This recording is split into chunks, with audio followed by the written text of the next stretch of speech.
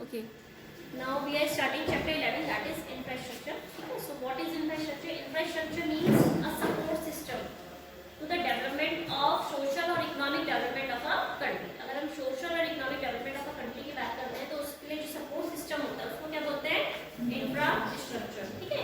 अब suppose अगर मैं कह रही हूँ कि imagine करो लाइफ की means of transport की absence में कैसी लाइफ होगी? Transport ही नहीं है या communication नहीं है. ठीक है. तो ये सारे जो पार्ट्स होते हैं मीन्स ऑफ ट्रांसपोर्ट है, कम्युनिकेशन है, स्कूल है, एजुकेशन जितने भी वो है, हॉस्पिटल्स है, वो सब हमारा किसमें इंक्लूड होता है? इंफ्रास्ट्रक्चर. क्योंकि जो डेवलपमेंट हो रहा है किसी कंट्री का, इकोनॉमिक की बात करें चाहे सोशल की बात करें, उसमें इंफ्रास्ट्रक्चर का मेन रोल होता है. ठीक है. अब इंफ्रास्ट्रक्चर देखो टू टाइप्स की होती है. Infrastructure is of two types. Types इसके कौन कौन से होते हैं? First one is economic infrastructure and second one is social infrastructure. ठीक है. इकोनॉमिक का मतलब क्या होता है? जो इकोनॉमिक डेवलपमेंट में हेल्प करते हैं. इकोनॉमिक डेवलपमेंट में जैसे मैं कह सकती हूँ power, transport and communication. These are the economic infrastructure. ठीक है. और कम्युनिकेशन. ठीक है. ये कौन से हमारे इकोनॉमिक इंफ्रास्ट्रक्चर. ठीक है. नाउ नेक्स्ट आता है हमारा सोशल इंफ्रास्ट्रक्चर. इसमें आते हैं आपके जैसे नर्सिंग होम हो गए या स्कूल्स हो गए. Schools, colleges, hospital, nursing home, ये सारे किसमें आते हैं? हमारे सोशल में. ठीक है. तो दैट इज जो इकोनॉमिक इंफ्रास्ट्रक्चर है refers two elements of support system जैसे पावर है, ट्रांसपोर्ट है, कम्युनिकेशन है, which serve as a driving force for production activity in the economy. अगर हमें इकोनॉमिक एक्टिविटी करनी है तो इन चीजों की हमें जरूरत पड़ती है. These are the main elements. ठीक है ना. Abundant availability of power supply क्या करेगी? जितनी ज्यादा पावर सप्लाई होगी उतनी ज्यादा प्रोडक्शन एक्टिविटी ज्यादा अच्छी होगी पावर सप्लाई के थ्रू. ठीक है. या मैं कह रही हूँ ट्रांसपोर्ट ज्यादा अच्छा होगा तो गुड्स को मूवमेंट अच्छा होगा वन प्लेस टू अनदर. ठीक है. या मैं कह सकती हूँ कि अगर मीन्स ऑफ कम्युनिकेशन ज्यादा होगी तो उससे एक्सचेंज ज्यादा होगा. जब कम्युनिकेशन नहीं है तो हमें क्या पता लगा कि इंपोर्ट करना है कितना एक्सपोर्ट करना है. ठीक है. तो ये तीनों चीजें जो है economic development of a country में सपोर्ट करती है, एक तरह से उनको हेल्प करती है. ठीक है. सो नेक्स्ट है सोशल इंफ्रास्ट्रक्चर. देखो स्कूल्स हैं, कॉलेजेस हैं, हॉस्पिटल्स हैं. इसमें क्या है? ये मेन एलिमेंट्स होते हैं. इसलिए सोशल इंफ्रास्ट्रक्चर के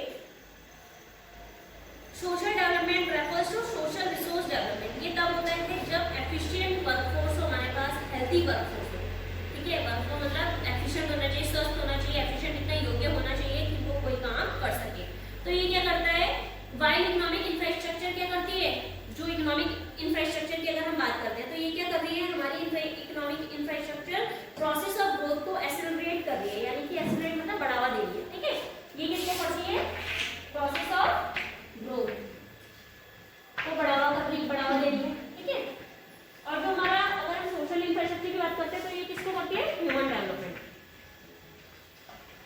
तो देखो ह्यूमन डेवलपमेंट इसके थ्रू हो रहा है. एजुकेशन है या हॉस्पिटल्स वगैरह से डेवलपमेंट हो रहा है कि पर्सन का. ठीक है.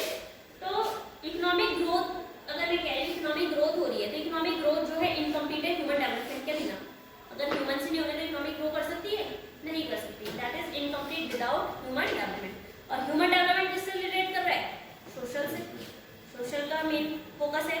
ठीक है. तो यानी कि हम ये कह सकते हैं कि जो इकोनॉमिक इंफ्रास्ट्रक्चर है या सोशल इंफ्रास्ट्रक्चर है एक दूसरे पे डिपेंड करती है, इंटरडिपेंडेंट होती है एक दूसरे पे. ठीक है ना. So accordingly economic and social infrastructure are complementary to each other. मतलब एक जो है एक दूसरे पे डिपेंड करती है. ठीक है. नेक्स्ट इसमें आता है हमारा कि जैसे सपोज अगर मैं आपको कह रही हूँ कि हमारा इंफ्रास्ट्रक्चर ठीक है, हमने बताया इंफ्रास्ट्रक्चर ये है, इंफ्रास्ट्रक्चर के टाइप्स ये. अगर मैं कह रही हूँ इंफ्रास्ट्रक्चर की क्या इंपॉर्टेंस होगी तो क्या इंपॉर्टेंस हो सकती है इंफ्रास्ट्रक्चर की. ठीक है. So now come to the next that is importance of infrastructure. ठीक है. देखो इंपॉर्टेंस क्या है इंफ्रास्ट्रक्चर की?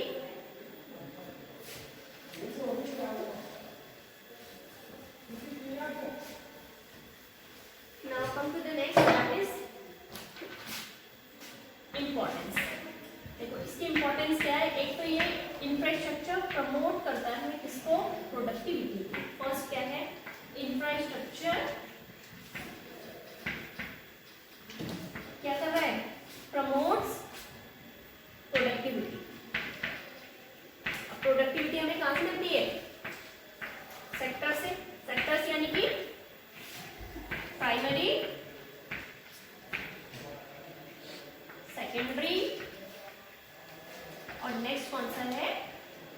प्राइमरी,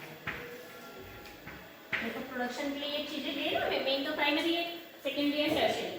तो देखो थिंक ऑफ एग्रीकल्चर प्रोडक्शन, अगर मैं आपको कह रही हूँ एग्रीकल्चर प्रोडक्शन के बारे में सोचो, मीन्स ऑफ इरिगेशन नहीं है वहाँ पे, परमानेंट मीन्स ऑफ इरिगेशन नहीं है, तो क्या होगा वहाँ पे जो फार्मर्स होंगे वो किस पे डिपेंड करेंगे, बारिश पे। जब बारिश आएगी तो वो बीज बोएंगे, ठीक है, जब बारिश नहीं आएगी तो उनकी तो फसल ही ऐसी रह जाएगी, कुछ कर ही नहीं पाएंगे, खेती बंजर रह जाएगी, ठीक है। तो यानी कि फार्मर्स क्या करेंगे, बीज तब बोएंगे जब बारिश आएगी। If the rainfall is deficient, अगर रेनफॉल कम हो रही है तो यानी कि जो बीज बोने का सोइंग का काम है वो भी कम हो जाएगा, ठीक है। It means that in the absence of permanent means of irrigation, तो इससे क्या हो रहा है, जो एक्चुअल आउटपुट है एग्रीकल्चर में वो कम रहेगा जितना हमको मिलना चाहिए, ठीक है ना। तो यानी कि मीन्स ऑफ इरिगेशन जो है वो भी क्या पार्ट है किसका, इंफ्रास्ट्रक्चर का। जब मीन्स ऑफ इरिगेशन ही नहीं होगा तो लोग फार्मर्स क्या प्रोडक्शन नहीं कर पाएंगे, ठीक है ना। नेक्स्ट आता है इंफ्रास्ट्रक्चर, यानी कि प्रोडक्टिविटी इन सेकेंडरी सेक्टर। अगर मैं कह रही हूँ कि सोर्सेज ऑफ एनर्जी है और इंडस्ट्रियल प्रोडक्शन, सोचो कि वहाँ पे सोर्सेज ऑफ एनर्जी नहीं है, सोर्सेज ऑफ एनर्जी यानी कि कोल, पेट्रोलियम, इलेक्ट्रिसिटी नहीं है, तो वहाँ पे कैसे होगा प्रोडक्शन, जो इंडस्ट्रियल प्रोडक्शन हो रहा है वो कैसे होगा, क्या करेंगे, इंडस्ट्रियल प्रोडक्शन जो है किस पर डिपेंड करेगा, फिर विंड एनर्जी और सोलर एनर्जी पे, ठीक है। जब ये होगा तभी प्रोडक्शन हो पाएगा, वरना नहीं हो पाएगा, ठीक है। तो however these are still underdeveloped sources of energy, तो अभी भी जो ये है हमारे विंड एनर्जी और सोलर एनर्जी अभी भी underdeveloped source of energy है, पूरी तरीके से डेवलप नहीं हुए हैं, ठीक है। यानी कि इससे क्या हो रहा है, लो लेवल ऑफ प्रोडक्टिविटी हो रही है, ठीक है। नेक्स्ट आता है टर्शियरी। टर्शियरी में क्या है, जैसे सपोज अगर मैं कह रही हूँ कि ठीक है हमने क्या करा, प्रोडक्शन कर दिया, अब मैं उसको ट्रांसपोर्ट ही नहीं कर पा रही हूँ, और ट्रांसपोर्ट किसका पार्ट होता है, इंफ्रास्ट्रक्चर। जब उसको ट्रांसपोर्ट ही नहीं कर पाएगा तो क्या होगा, प्रोडक्शन खराब हो जाएगा ना। प्रोडक्शन तो हो गया, क्या करूँगी, इतना तो मैं खाऊंगी भी नहीं, तो वो तो रखे रखे खराब हो जाएगा। तो यानी कि सिर्फ जो ट्रांसपोर्ट है, certainly not in the absence of rapid means of transport और कम्युनिकेशन, टूरिज्म जो है तभी होगा जब किसी को घूमना होगा, तभी यूज होगा, वरना तो ऐसे ही रह जाएगा, प्रोडक्शन तो यूज ही नहीं हो पाएगा, ठीक है ना। तो ये चीजें जो है हम कह सकते हैं कि इंफ्रास्ट्रक्चर ने प्रोडक्टिविटी को बढ़ावा दिया है, प्रमोट किया है, ठीक है ना, बढ़ावा दिया है। तो यानी कि प्राइमरी, सेकेंडरी और टर्शियरी में तीनों में समझ में आया क्या इंपॉर्टेंस है। अब आ जाओ नेक्स्ट पॉइंट इज कि इंफ्रास्ट्रक्चर क्या करता है, इंड्यूस करता है इन्वेस्टमेंट, इंफ्रास्ट्रक्चर इंड्यूसेस इन्वेस्टमेंट, ठीक है। सेकेंड पॉइंट इज इंफ्रास्ट्रक्चर क्या करता है, induces investment, induces investment, okay. देखो इंफ्रास्ट्रक्चर इंड्यूस करता है investment, example a developed network of highways would definitely induce investment across. अगर सपोज मैं कह रही हूँ कि मेरे पास अच्छी रोडें वगैरह हैं, सब जो कंट्री है उसके रीजन में सब जगह अच्छी रोडें हैं, तो मैं इजीली जो मूवमेंट होगा उसका सर्विसेज का वो कर सकती हूँ रोडों के थ्रू, है ना। यानी कि जो ट्रांसपोर्टेशन का प्रोसेस है वो अच्छा हो सकता है, एफिशिएंट हो सकता है। तो इससे क्या है, हम ये कह सकते हैं कि इंफ्रास्ट्रक्चर बैकबोन होता है किसका, बिजनेस एनवायरनमेंट का, ठीक है। नेक्स्ट आता है, ये क्या करता है, जनरेट करता है linkage in production. Third point is जो इंफ्रास्ट्रक्चर होता है ये क्या करता है, generate linkage, generate linkage in production में लिंकेज क्या करता है, ये जनरेट करता है, ठीक है। देखो जो डेवलप मीन्स ऑफ ट्रांसपोर्ट और कम्युनिकेशन है, यहाँ पे कुछ फैसिलिटीज जो है बैंकिंग और इंश्योरेंस के साथ साथ में सोर्सेज ऑफ एनर्जी भी बहुत है, ठीक है। ये सिचुएशन हो रही है कि इसमें एक इंडस्ट्री फैसिलिटेट कर रही है दूसरे को, मतलब एक इंडस्ट्री ने दूसरे इंडस्ट्री को एक्सपेंशन में क्या करा, फैसिलिटेट किया। मतलब जब किसी चीज को आइडिया देते हैं, है ना, यानी कि उसको भी बढ़ावा दिया उसने कि भाई एक अगर ग्रो कर रही है तो दूसरी भी ऑटोमेटिकली ग्रो करने लगती है, ठीक है ना। तो अकॉर्डिंगली जो ग्रोथ है वो सेल्फ प्रोपेलिंग एक्टिविटी बन जाती है। लिंकेज इन प्रोडक्शन का मतलब क्या होता है, ये वो सिचुएशन है जब एक इंडस्ट्री दूसरे को क्या कर रही है, एक्सपेंशन में हेल्प कर रही है, फैसिलिटेट कर रही है, आइडिया दे रही है। तो economic growth becomes a self propelling activity, but this is possible only when we have, ये तभी हो सकता है जब हमारे पास अच्छा इंफ्रास्ट्रक्चर फैसिलिटीज होगी, तभी तो होगा, वरना कैसे स्पेंड करोगे, ठीक है ना। उसके लिए हमें मेन क्या चाहिए होता है, इंफ्रास्ट्रक्चर अच्छा होना चाहिए, ठीक है। नेक्स्ट होता है इंफ्रास्ट्रक्चर क्या करता है, साइज ऑफ मार्केट को एनहेंस करता है। एनहेंस मतलब बढ़ावा देता है, ठीक है। हमें पता है कि लार्ज स्केल प्रोडक्शन तभी होगा जब मार्केट बड़ा होगा, जब मार्केट छोटा होगा तो प्रोडक्शन कैसे बड़ा कर सकते हैं, ठीक है। तो लार्ज स्केल में अगर मैं कह रही हूँ प्रोडक्शन करना है तो उसके लिए मार्केट भी क्या होता है, बड़ा होना चाहिए, ठीक है। इंफ्रास्ट्रक्चर जो है एनहेंस करता है साइज ऑफ मार्केट को। ये इसलिए अगर साइज ऑफ मार्केट की बात करते हैं ब्रिटिश प्रोडक्ट्स में इंडिया में, तो वो जो नेटवर्क इशू है, जैसे नेटवर्क जो नेटवर्क है रेलवेज का, वो कब डेवलप हुआ था? अंडर द ब्रिटिश राज। तो मीन्स ऑफ इन ट्रांसपोर्ट की अगर मैं बात कर रही हूँ तो मीन्स ऑफ ट्रांसपोर्ट एक इम्पॉर्टेंट कंपोनेंट है। मीन्स ऑफ ट्रांसपोर्ट होना चाहिए, तभी हम लोग जो है मूवमेंट कर सकते हैं गुड्स का from one country to another, ठीक है ना। This means are the central to the growth of the market. ये हम कह सकते हैं कि मेन है। अगर हमें इकोनॉमी की ग्रोथ करना है या मार्केट का ग्रोथ करना है तो उसमें मीन्स ऑफ ट्रांसपोर्ट बहुत जरूरी है, ठीक है। इंफ्रास्ट्रक्चर क्या करता है? एनहेंस करता है एबिलिटी टू वर्क। आपको पता है कि इसमें हमारा एजुकेशनल और मेडिकल इंस्टीट्यूशंस इन्वॉल्व होते हैं सोशल में। सोशल इंफ्रास्ट्रक्चर में क्या आए थे? एजुकेशन, स्कूल, कॉलेजेस, हॉस्पिटल्स आए थे ना। तो इसमें क्या होता है? दीज इंस्टीट्यूशंस क्या करते हैं? प्रमोट करते हैं एजुकेशन को, स्किल फॉर्मेशन, हेल्थ केयर, ये सारा हमारा प्रमोट होता है। तो दीज आर एसेंशियल पैरामीटर जिससे एबिलिटी टू वर्क लोगों की बढ़ रही है, यानी कि ह्यूमन डेवलपमेंट बढ़ रहा है, ठीक है। ह्यूमन डेवलपमेंट बढ़ रहा है यानी कि ग्रोथ प्रोसेस भी क्या हो रहा है? बढ़ रहा है। भाई लोग पढ़ेंगे लिखेंगे तो ग्रोथ हो रही है हमारी इकोनॉमी की।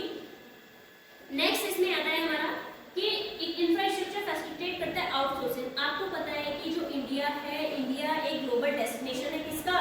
कॉल सेंटर्स की बात कर लो या मेडिकल टूरिज्म की बात कर लो, स्टडी सेंटर्स की बात कर लो, तो ये ग्लोबल डेस्टिनेशन रहता है, ठीक है ना। It is owing largely to sound system of social infrastructure, और ये सब हमारा किसमें आता है? सोशल इंफ्रास्ट्रक्चर, ठीक है। इसके बाद नेक्स्ट आता है इंफ्रास्ट्रक्चर इंड्यूस करता है एफडीआई। देखो एफडीआई क्या होता है? Foreign direct investment. सुना है? Foreign direct investment. Foreign direct investment मतलब जब लोग यहाँ के लोग डायरेक्टली कहाँ पे इन्वेस्ट कर सके? फॉरेन में, ठीक है। अब लोग क्या करते हैं, जो इंडियंस हैं वो क्या करते हैं? अपने डोमेस्टिक में कम इन्वेस्ट करते हैं, बाहर ज्यादा करते हैं। ऐसा क्यों करते हैं? फॉर अर्निंग मोर मनी, पैसा ज्यादा कमाने के लिए, ठीक है। वहां से उनको ज्यादा बेनिफिट होता है। तो ये इससे क्या हो रहा है? हमारा एफडीआई से क्या हो रही है? इंडियन इकोनॉमी भी तो बढ़ रही है भाई, लोगों के पास पैसा आ रहा है तो इकोनॉमी ग्रो कर रही है, ठीक है। इकोनॉमी ग्रो कर रही है यानी कि किसके थ्रू हो रहा है?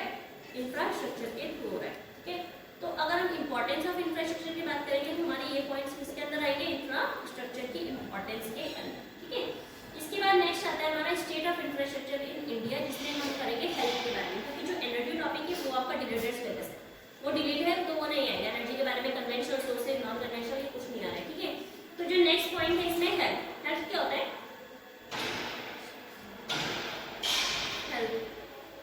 हेल्थ मतलब सिर्फ ये है कि एक पर्सन है, इसको कोई बीमारी नहीं है, वो हेल्थ होता है। फिजिकल भी फिट होना चाहिए और मेंटली भी फिट होना चाहिए, ठीक है। फिजिकल और मेंटली यानी कि it means a sound physical and mental state of individual. इसका मतलब सिर्फ ये नहीं है कि किसी absence of disease, only absence of disease, ठीक है। अगर मैं गुड हेल्थ की बात करती हूँ तो इसमें ओवरऑल एफिशिएंसी आती है कि जो डिफिकल्ट टास्क है उसको क्या कर सके? हैंडल कर सके, या हमारी जो मेंटल एबिलिटीज है उसमें इंक्रीज होता है, तो वो हेल्थ में आता है सब हमारा, ठीक है। हेल्थ में क्या है? जो डेवलपमेंट हुआ है हेल्थ सर्विसेज का आफ्टर इंडिपेंडेंस, काफी डेवलपमेंट हुआ है। पहले इंडिपेंडेंस से पहले क्या था?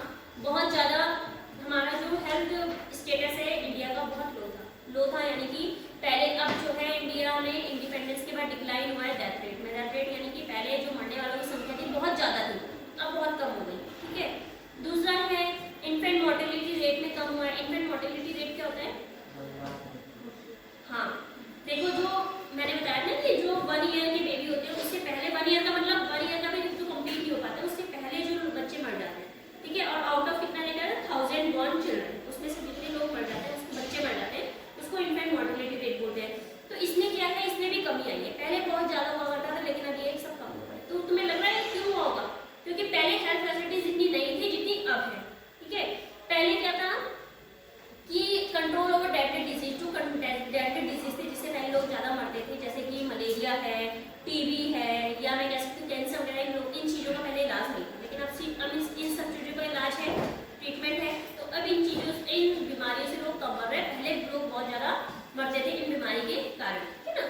या मैं कह सकती हूँ कि लाइफ एक्सपेक्टेंसी ऑफ लाइफ में बढ़ गया। एक्सपेक्टेंसी ऑफ लाइफ मतलब जब हम किसी पर्सन की लाइफ को एक्सपेक्ट करते हैं कि इतना जिएगा, ठीक है, तो वो बढ़ गया है। पहले लोग जहाँ पे 30, 32 भी होता था तो बहुत मानते थे कि भाई इतना जी गया बहुत है, ठीक है, क्योंकि 10-15 साल में शादी हो जाती थी, इतना जी गया तो बहुत हो जाता था उनके लिए। लेकिन अब क्या है, मैक्सिमम कितनी लेके चलते हैं? 68 तक लेके चलते हैं, उससे अबव हो जाते हैं लोग, लेकिन इतने एज से कोई पहले बढ़ जाए वो चांस की बात है, लेकिन इतनी लाइफ एक्सपेक्टेंसी बढ़ गई है, ठीक है। तो ये है हमारा डेवलपमेंट हुआ है हेल्थ सर्विसेज का आफ्टर इंडिपेंडेंस। इस तरीके से डेवलपमेंट हम कह सकते हैं कि हेल्थ सर्विसेज का हुआ है किसके बाद? इंडिपेंडेंस के बाद, ठीक है। अच्छा, हेल्थ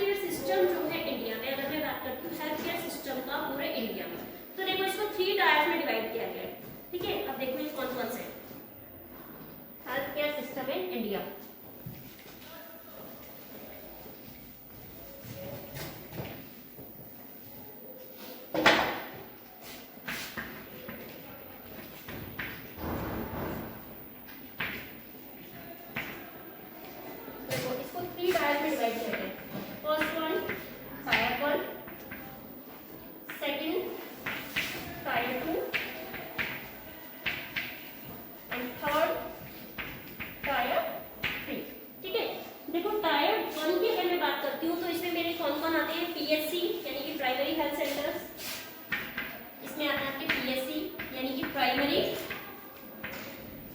हेल्थ सेंटर्स, ठीक है। दूसरा मैं कह रही हूँ CHC यानी कि community health centre, community health centre, ठीक है। तीसरा मैं कह रही हूँ सब सेंटर, ये हमारे आते हैं टायर 1 के अंदर, ठीक है। जो सेकंड है हमारा टायर 2, इसमें हमारे आते हैं इंस्टीट्यूशन जो कि अपग्रेड हुए हैं PHC के साथ में। अगर हम कंपेयर करते हैं, जहाँ पे हम लोग कराते हैं सर्जरी, जो हमें ये प्रोवाइड करता है ECG या एक्सरे की फैसिलिटी जहाँ पे प्रोवाइड होती है, वो हमारे टायर 2 के अंदर है। और टायर 3 में क्या करा है, जो हाई एंड है, जो मेडिकल सेंटर भी है और साथ में रिसर्च सेंटर भी है, जैसे एम्स दिल्ली वाला, ऋषिकेश में भी है, और PGI कहाँ है, चंडीगढ़। ये क्या है, रिसर्च सेंटर भी है और मेडिकल इंस्टीट्यूशन भी है ना। और एक NIHMS, ये हमारा है बेंगलोर में, ठीक है। देखो अब फर्स्ट आ लो टायर 1, देखो PHC, public health centre, CHC सब जैसे छोटे मोटे शहर है या गांव है वहाँ पे होते हैं। आपने देखा होगा ये जो है सिंगल डॉक्टर चलाता है, ये साथ में उसके एक नर्स रहती है, मतलब असिस्टेंट की तरह भी रहती है। तो जो छोटे मोटे क्लिनिक है आपके एरिया में देखे होंगे, उसको हम टायर 1 के अंदर रखते हैं, ठीक है, वो हमारा टायर 1 के अंदर आ रहा है। लेकिन जो बड़े बड़े हॉस्पिटल है जहाँ पे सर्जरी करा रहा है, अब ऐसा तो नहीं कि जो छोटे मोटे क्लिनिक है वहाँ पे हमें कोई सर्जरी करानी, ऑपरेशन कराना, हमारे आगे बोल रहे कि भाई ऑपरेशन कर दो हमारा, ऐसा तो नहीं ना। ये सिर्फ हमें जैसे नॉर्मल जो डिजीज, नॉर्मल जो बीमारी होती है, जैसे कि खांसी जुकाम हो गया है, कोल्ड कफ फीवर जो भी है, उसके हम जब लाते हैं, स्टमक पेन है, ठीक है, उसके जो हम लोग लाते हैं, तो वो हमारा किसमें आता है, टायर 1 के अंदर आता है, ठीक है। समझ में आया, छोटे मोटे क्लिनिक जो हमारे रूरल एरिया में या टाउन वगैरह में लाते हैं, तो वो हमारे किसमें आते हैं, रूरल एरियाज में। टायर 2 में कौन सा आता है, जहाँ पे ECG फैसिलिटी दी जाती है, एक्सरे करा रहे हैं, या हम कह रहे हैं कि सर्जरी करा रहे हैं, वो हमारा किसमें आता है, टायर 2 में। टायर 3 में आती है जहाँ पे देखो मेडिकल फैसिलिटीज तो दी जा रही है, साथ में रिसर्च इंस्टीट्यूशन भी होता है, यहाँ पे रिसर्च भी की जाती है। जैसे आप रिसर्च में एम्स का सुना होगा आपने, यहाँ पे क्या है, मेडिकल फैसिलिटीज भी है और साथ में रिसर्च इंस्टीट्यूट भी है, ठीक है। यह मैं बात कर रही हूँ PGI चंडीगढ़ में जो है, वो रिसर्च इंस्टीट्यूट में मेडिकल फैसिलिटीज भी दी जाती है वहाँ पे, है ना, यानी कि ऑपरेशन वगैरह जो भी है सारी फैसिलिटीज भी दी जाती है और साथ में रिसर्च इंस्टीट्यूशन भी है। तो वो हमारा किसमें आ जाता है, टायर 3 में। समझ में आया तीनों में क्या डिफरेंस है, ठीक है। तो ये हमारा हेल्थ केयर सिस्टम है इंडिया का, जो 3 पार्ट्स में डिवाइड किया गया है, अलग अलग पार्टों में डिवाइड किया गया है। अब इसके बाद देखो, अगर मैं बात करती हूँ कि health as an emerging challenge, आपको पता है कि जो हेल्थ है एक इमर्जिंग चैलेंज है इंडिया में। क्यों है इमर्जिंग चैलेंज, क्योंकि यहाँ पे जो हेल्थ केयर सर्विसेज है उसका अनइक्वल डिस्ट्रीब्यूशन है। अनइक्वल डिस्ट्रीब्यूशन है मतलब रूरल एरियाज में कम है, अर्बन में ज़्यादा है, और प्राइवेट में ज़्यादा फैसिलिटी दी जाती है, अर्बन में पब्लिक में कम दी जाती है। जो पब्लिक हॉस्पिटल्स हैं वो बहुत कम है इंडिया में, और प्राइवेट हॉस्पिटल्स बहुत ज़्यादा है, ठीक है। लोगों की ये थिंकिंग है, थिंकिंग भी क्या है, ये सच्चाई है, रियलिटी है कि भाई पब्लिक में इतनी केयर नहीं की जाती जितनी प्राइवेट में की जाती है, ठीक है ना, हॉस्पिटल्स वगैरह में। तो जो मेन अनइक्वल अक्रॉस है, चाहे रूरल एरिया की बात करते हैं तो वहाँ पे जो हेल्थ फैसिलिटीज है वो अर्बन एरियाज में ज़्यादा है और रूरल में कम है, गाँव के एरिया में कम है ना। ज़्यादातर देखा हो किसी को प्रॉब्लम भी होती है तो शहरों में ही जाते हैं, है ना, कि शहरों में जाते हैं हॉस्पिटल्स में चेकअप वगैरह, क्योंकि वहाँ पे हर एक फैसिलिटी दी जाती है, ठीक है। नेक्स्ट है कम्युनिकेबल डिजीज। कम्युनिकेबल डिजीज वो होती है जो 1 पर्सन से दूसरे पर्सन पे फैलती है। आजकल तो कोरोना हो रहा है, वैसे तो खैर एड्स है, ये सारी बीमारी जो 1 पर्सन से दूसरे पर्सन पे फैलती है, ठीक है। तो और दूसरा है पुअर मैनेजमेंट। मैनेजमेंट ही पुअर रहता है। मैनेजमेंट पुअर मतलब अगर हम सपोज बात करते हैं रूरल एरियाज की, तो वहाँ पे मैनेजमेंट कुछ है ही नहीं, वहाँ पे अपनी मनमर्जी के अकॉर्डिंग होता है जो होता है, ठीक है। लेकिन आजकल अगर हम बात करते हैं प्राइवेट की, अगर बात करते हैं तो प्राइवेट में पैसा इतना लगता है, लोग भले ही चाहे अफोर्ड ना भी कर पाए, लेकिन उनकी थिंकिंग रहती है कि अगर पब्लिक में तो भाई केयर होगी नहीं, पब्लिक में तो पता नहीं क्या करते हैं वो। भले ही ऐसा नहीं है कि सारे पब्लिक वो होते हैं, अच्छे भी होते हैं कहीं पे, लेकिन लोगों की ये थिंकिंग है कि भाई प्राइवेट में हमें अच्छी, चाहे वो कहीं से कर्जा करके करें, चाहे कहीं से इलाज कराने के लिए प्राइवेट में ही जाते हैं, है ना। नेक्स्ट होता है प्राइवेटाइजेशन। प्राइवेटाइजेशन मतलब जितने भी प्राइवेट हॉस्पिटल्स हैं उन्होंने प्लेस ले लिया गवर्नमेंट हॉस्पिटल के। आपने देखा गवर्नमेंट हॉस्पिटल बहुत कम है, लेकिन बिफोर इंडिपेंडेंस गवर्नमेंट हॉस्पिटल्स बहुत ज़्यादा थे और प्राइवेट हॉस्पिटल्स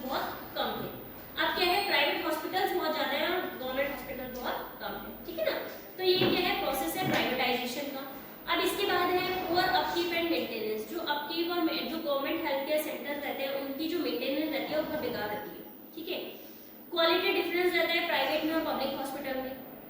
पब्लिक क्या करते हैं, मेन किस पे डिपेंड करते हैं, प्राइवेट ट्रीटमेंट पे, चाहे वो अफोर्ड कर भी ना पाए लेकिन वो प्राइवेट पे ज्यादा बिलीव करते हैं, ठीक है। एक तो वहाँ की मेंटेनेंस जो पब्लिक हॉस्पिटल की देखी होगी आपने कि कैसी मेंटेन रहती है और प्राइवेट की कैसी रहती है, ठीक है। दूसरा मैं कह सकती हूँ पुअर सैनिटेशन लेवल रहता है। पुअर सैनिटेशन मतलब लेवल मतलब वहाँ पे साफ सफाई नहीं रहती है इतनी जितनी प्राइवेट में रहती है, ठीक है ना। तो ये इन कारणों के थ्रू हम ये कह सकते हैं कि जो हमारा हेल्थ है आजकल की, अगर हम आजकल की अपनी जनरेशन की बात कर रहे हैं, हेल्थ जो है एक एमर्जिंग चैलेंज बन गया इंडिया, ठीक है। ये रीजन है उसके थ्रू। इसके बाद जो हमारा टॉपिक है कुछ है ही नहीं इसमें, और मेन आता है इसमें हमारा लास्ट ISM। ISM देखो क्या होता है, ISM मतलब होता है इंडियन सिस्टम ऑफ मेडिसिन, ठीक है। नेक्स्ट टॉपिक आता है इसमें ISM।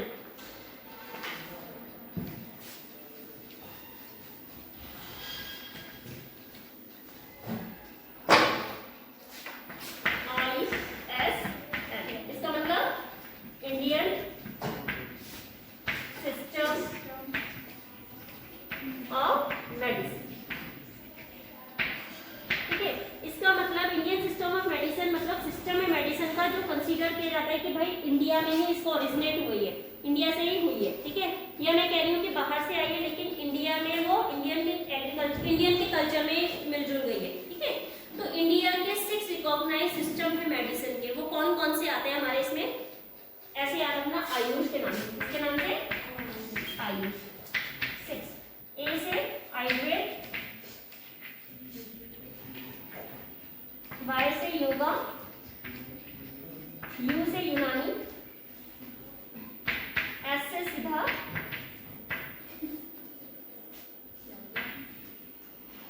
और H से homeopathy.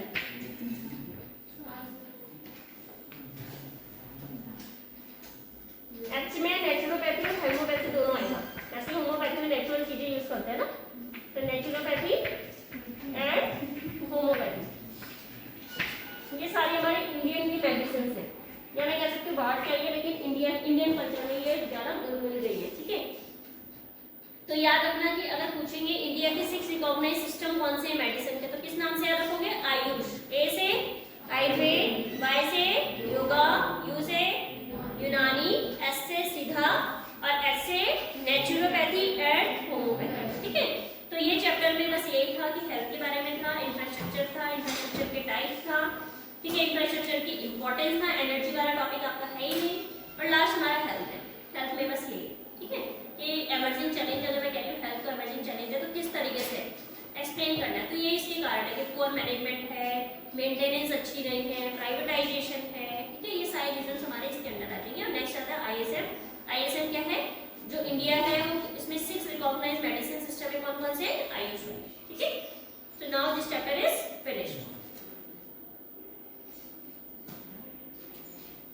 We will start tomorrow. कौन सा चैप्टर स्टार्ट करना है अपने कल, नेक्स्ट चैप्टर है इसमें हमारा एनवायरमेंट एंड सस्टेनेबल डेवलपमेंट।